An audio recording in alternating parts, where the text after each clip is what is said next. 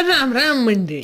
आज आमच्या घरात वाढलेला होता एक मेंबर. आता मेंबर कसा वाढला काय विचारताय? आज आमच्या म्हशीला झालं होतं पिल्लू. मग काय विषय झालता असा की तो आनंद माझ्या गगनात मावत नव्हता. आता म्हणून नवीन नवीन पिल्लूचं दूध पिऊन झालं की राहिलेलं दूध आणलं मी काढून आणि मग ते दुधाचा ठरवला बेत. आता बेत म्हणाल तर ठरवला खरवच. मग काय केलं सुरुवात, घेतलं दूध, त्यात टाकलं चिकन दूध, ह्याच्यावर शिंतोडे थोडे उडवले वेलची पावडर आणि सुंठचे, हे हलवलं गरा गरा गरा गरा गरा तुम्हाला चक्कर येतोपर्यंत. मग त्यात केला गुळाचा भडीमार, ठेवलं शिजायला.